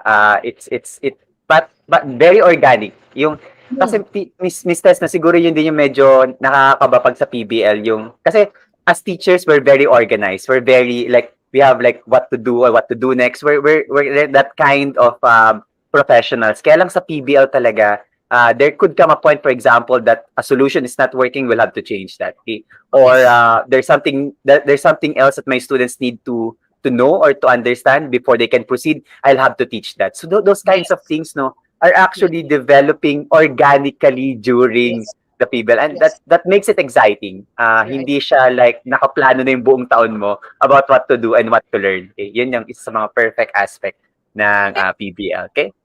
And I guess you're right because it's very organic. And I think Pao mentioned it also na because it's organic, it really requires a letting go from the teachers. So in other words, alam mo naman tayong teachers, di ba, we're really attached to sometimes our content, our curriculum. It means if we want to do project-based learning, we have to be willing to revise our the focus of our curriculum. One, second, we have to be open to revising the chronology. Okay. In other words, if this will be better for the third quarter or third term because we can pair with another department, then we have to be open to that. And third, really, it will require openness from the side of the teacher and the administrators. Kasi, ano siya, masalimuot. In other words, it's complicated. Yon. Miss Tess, may question? Yes, totoo. Complicated. This is from Teacher Arvin Pagsibigan. Can this be compared to our BSIT client-based capstone project? I think that this is the capstone in general, Ms. Tess, no? Capstone projects in different schools, such as student researches. Yes, I think it can. No, I think it can, for as long as what you can do is just really to make sure that the other elements are there. So, for example, the authenticity of the student researches. Are they researching about a problem? Okay. A topic that's really relevant to them or to the society. First, second, are they really going to publish it? In other words, who will they present it to? So, and then do they have choices in terms of how the process will be or what the product is? So may flexibility. If those are present, then it can be PBL. So alam mo yon, Franco, I think that's a good question because meron na may seeds, marami nang nagpi-PBL pero hindi lang siya, maybe they don't know about it in that way, or maybe because there's just some features that are missing. Okay? Pero yon, parang feeling ko important na kailangan real world yung problems at real world yung audience, and the students have to be assuming a role na talagang either innovator sila, change maker sila, yon, for them to feel that it's also real. Yeah. Thank you, Ms. Tess, for that one. This one is from Teacher Florenda Felicio. How can we use PBL when students cannot collaborate because of the online classes and face-to-face is not yet allowed? Okay, thank you very much. I think Soksai is doing in our school. Soksai is doing PBL, but PBL doesn't always have to be doesn't have to be a group work all the time. Okay, thank you for asking this question because it's what I want to emphasize. Because PBL can also be an individual effort. So, for example, if we talk about planning for a nutrition for the family. Okay, let's say I think the science team did this, that they want to, let's say, keep their family members healthy during the pandemic, and therefore they have to make a meal plan. Okay, so what kind of diet should my mother, father, and brother have so that they will be have a strong immune system? And that question, okay, is an individual. It's an individually done. It's based on your family. That's your context. Second, what you will do there is you will interview your mother, your father, if they have certain comorbidities. For example, may hypertension, meron ba silang asthma, meron ba silang, let's say, they have diabetes. And then you will create a meal plan that will be fit for their own profiles. So the lesson here, I think this is science. I'm not sure if it is nutrition or chemistry or biology. I think it's a combination of all. But that is an individual project which can be done by a student. Will need no extra resources, just the family members. Can be done online. Okay? So maraming possibilities. I think the crucial thing is for you to remember that it has to be a real world problem. Okay? And then what happened here is that the students presented to a nutritionist after and also presented it to their family members. Kasi sabihin nila, Dad, ito dapat yung diet mo. Mommy, ito dapat yung diet mo. And then they have a reflection after. Okay? So those are key features. So it can be done even online, and it can be done even without partnering with someone. Okay? Of course, you can do that as well. Diba? Pwede rin naman yun. Better if it's collaboration. But we also understand the limitation of online learning. There. Pero, yan. Maraming salamat, Miss Tess, no? And of course, kay teachers, wag natin din na marami na rin tayong mga collaborative tools ngayon, no? Kahit naka-online classes tayo, documents can be collaborated on via Google Docs or other tools na syempre, pasok natin yung Google tools, no? Aasa rin na naman ako ng Teacher Rose Malin sa chat later on. Pero actually, Miss Tess, no, sa totoo lang, mas madami pang resources nag-open. For example, sabi nga ni Teacher Den, shout out din to Teacher Den from Xavier School also, Miss Tess, Teacher Den Ramos, okay? Yes, it is doable even if we are having online classes. Say, for example, we can invite speakers in online classes, no? Perfect way for an entry event, Miss Tess, no? For invite a speaker and they can easily be accommodated kasi wala nang problema sa logistics kasi usually pag nag-invite ng speaker, ang hirap ng logistics ngayon. Link na lang ang kailangan mo ipadala sa ating speaker. Na kagad, no? Start na kagad ng entry event natin. Thank you, Teacher Den, for that one. Okay. Franco, shout out to Teacher Den because it's actually her project. I think her team who did the nutrition PBL, the diet plan. Yeah. I think it's her team.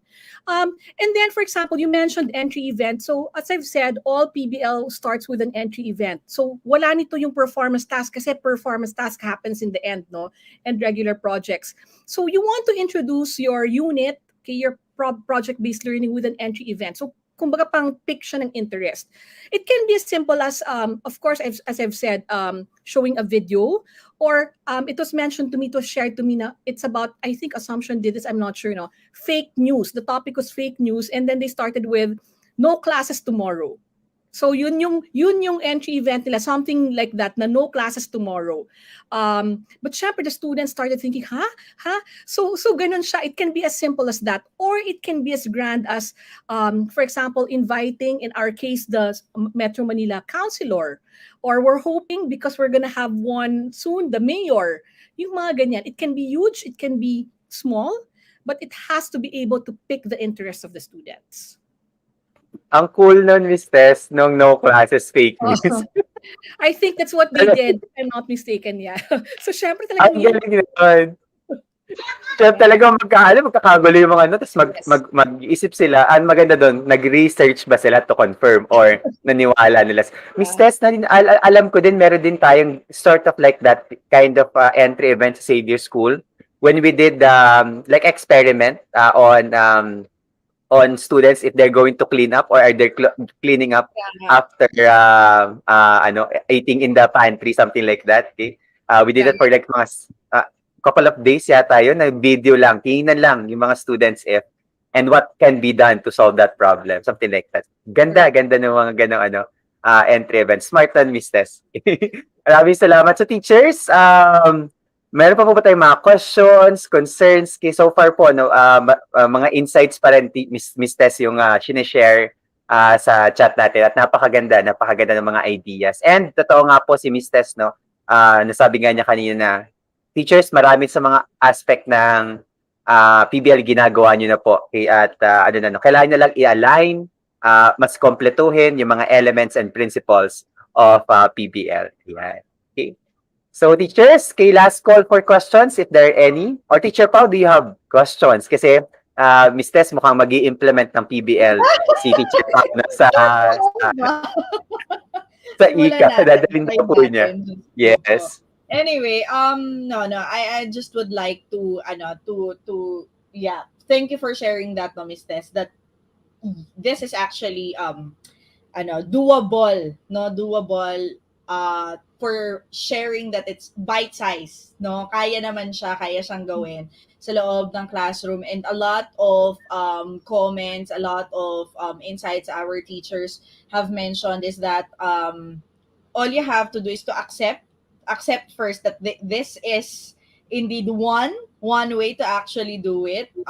Openness, no, the openness that you'll have to adapt, no, lalo na kung very very structured kang teacher. Ay nako, tapos hindi mo kasi Miss Tess, talagang ang problema dyan, paano kung matatapos yung content kung hindi ko alam kung saan pupulutin na maaaral nila yung content, diba? So it's really planning, no? It goes back to planning. Hindi ka pwedeng pumasok ng classroom na PBL tapos wala kang plano. So hindi siya po pwede.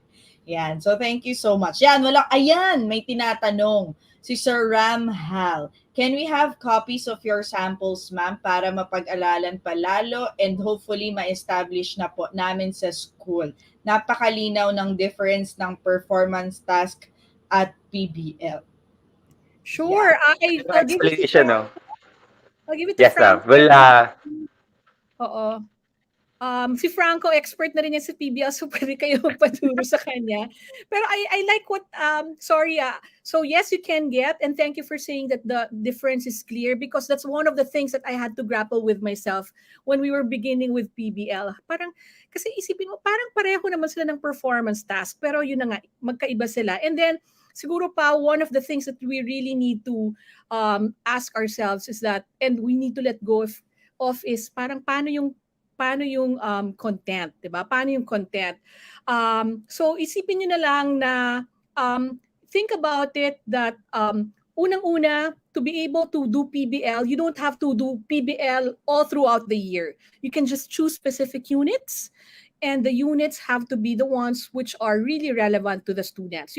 The ones which naturally lend themselves to authenticity. Second, think of PBL as one snapshot of an assessment, because while the students can perhaps solve equations, or for example, they can write, you don't know if they can really transfer it in real world context. So imagine nyo na lang, gusto nyo ba na alam nga nila lahat in their heads, but they will not be able to demonstrate or transfer it in real world setting? And that's what education is all about, for the students to be able to apply what they've learned inside the classroom outside and in their real lives. Yeah. No, maraming salamat sa paglilinaw po, no, Miss Tess. Sa teachers, let's show our appreciation for Miss Tess, no, for spending her time with us, no. Bakasyon po namin ngayon, pero ang aming pong principal, no, ay nandito po sa community natin to share her time and expertise, and we're very very thankful. So let's send our thanks, our appreciation to our great speaker for today. And of course, just like every time, no, we also like to show our appreciation to our speaker for today, Miss Tess, through a certificate of appreciation. Teacher Pao, would you mind to read our citation for Miss Tess? I am honored not to present the certificate of appreciation to Miss Maria Teresa N. Ladrido for sharing her knowledge and expertise in the recently concluded webinar entitled Project-Based Learning, Redefining Instruction and Assessments in the 21st Century, awarded today, November 4, 2021,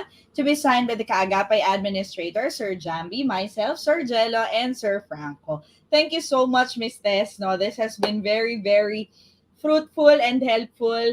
Makikita nyo naman po sa chat box, sobrang ganda daw po talaga ng presentation nyo for today. Thank you so much. Thank you for inviting me. Thank you for the At opportunity.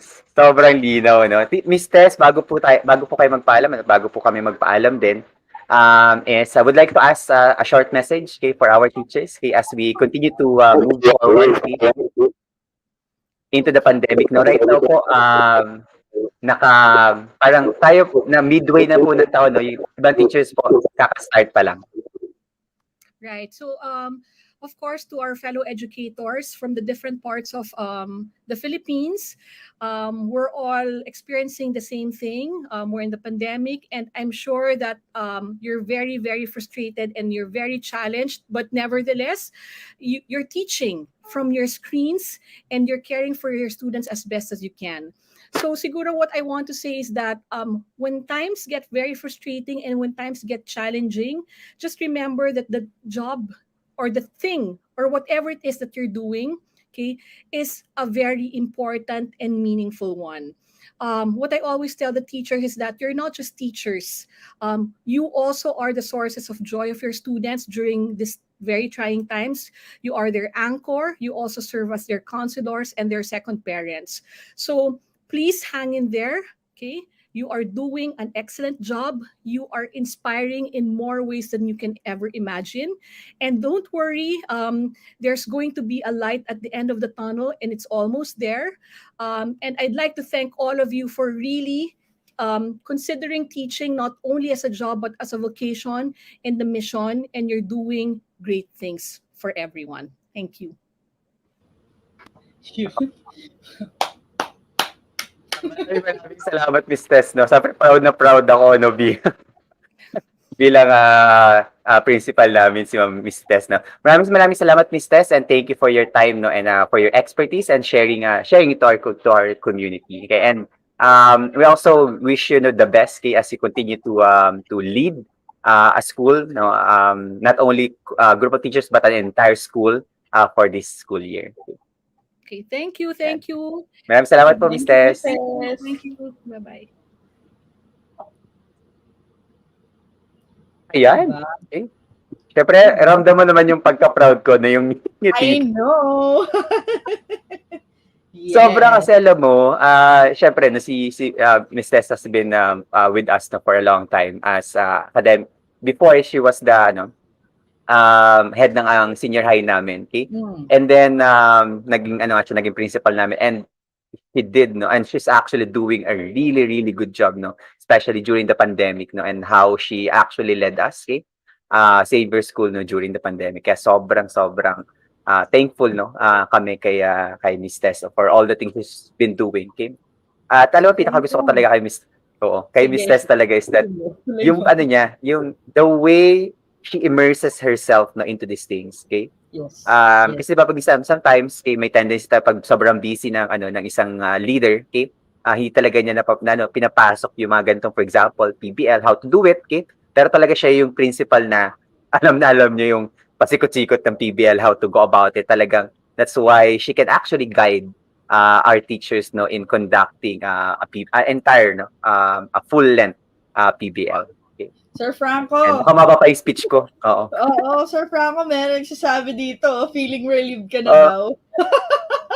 Na-stress ka ba? But I know, Hindi you're naman. very proud of Miss Tess Ladrido. At ito pa, Sir Franco, grabe yung pasabog mo. Sabi nga, opening pa lang, iba na. Tapos, yes, opening pa lang yan. Oo. So, teachers, wag kayong bibitaw sa November series namin because we've made sure that our November series will be packed with so many great things, no, to prepare us for or to actually to remind us, no, about 21st century education, as well as to prepare us as we go back, no, to a face-to-face setup or a post-pandemic setup. Okay, and Teacher Pao, no, we'd like to invite our teachers, okay, on Saturday, pakimark na po ang ating calendars, okay, on Learning by Refraction, a practitioner's guide to 21st century, no, Ignatian pedagogy. Okay, Teacher Pao, clarification, no, hindi lang po ito, baka isipin natin, is this specific to Jesuit schools? No, okay? Kasi this is a book, no, that was actually written by Father Johnny Go, okay, and Miss Rita Atienza. They collaborated in a book. What they did was to actually curate researches, strategies, and all the 21st century approaches, no? Okay, and put it in a book. So you can just imagine that our session on Saturday will be a discussion of researches, data-driven, napaka-importante yung Teacher Pao na sa panahon ngayon, kaya na pinag-uusapan ng facts, kay data, data-driven, ang ating ang discussion natin on Saturday. So you will find out what it exactly means when we talk about what is 21st century education. So yung mga pinag-uusapan natin about being a 21st century educator, being a 21st century education, ito yun. Dito natin makikita yon on Saturday. And Teacher Pao, syempre, yung level ng kaba ko na naman, kasi former president po namin, no? Former president po ng school namin, si Father Johnny Go, no? And of course, Miss Rita Atienza is a nationwide known consultant sa iba't ibang mga schools, okay? And yun, okay, so teachers, na tayo dyan. Credentials pa lang, grabe na, diba? But I'm sure the hearts of these people to be able to share their thoughts, their expertise, their researches, no? Actually, their researches to us, that's really something that, we can really treasure. Yan. So, sobrang ganda ng November series na to. Kakaiba. Yes, oo. Tsaka, by the way, no, si Father Janigo, no, tsaka si Miss Rita ay nag-head din ng education program ng Ateneo. Okay, so talagang pinag-uusapan natin ang curriculum development, okay? Being 21st century educator. They're definitely two of the experts in the field right now. Okay, so we're very excited. Okay, yan. Currently, the founding dean of Gokongwei Brothers School of Education and Learning Design, Father Janigo. Diba? Hindi ko alam na excited Teacher Pao. Kaya kayo na bahala, no? Nasa background ako sa Saturday. Kayo na dyan. Doble yung teachers, no? So, wag po kayo mawawala, teachers, no? That's a session you should never miss. You should not miss, no? Alam ko pong Saturday yun, okay?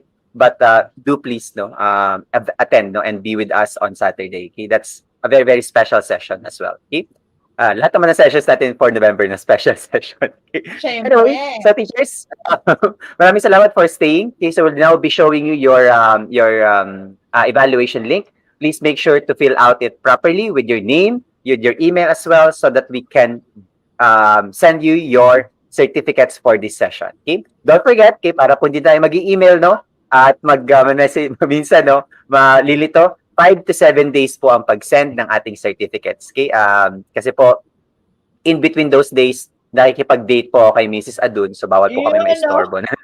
Just kidding.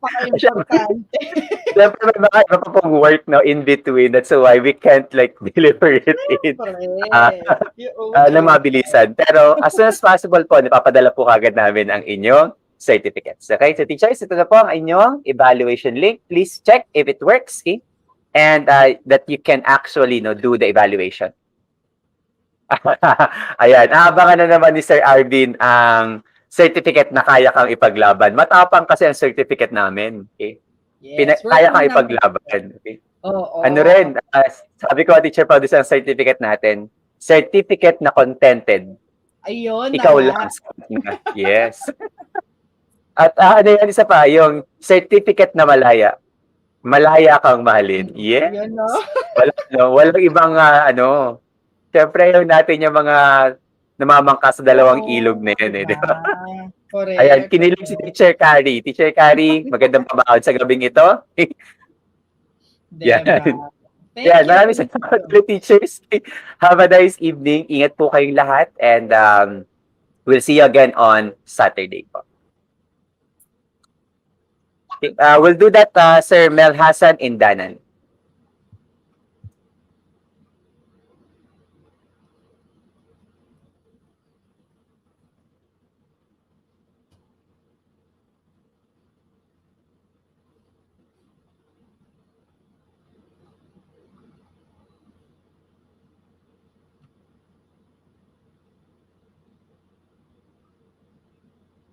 Yan, nasend na po. Okay, maraming salamat, teachers.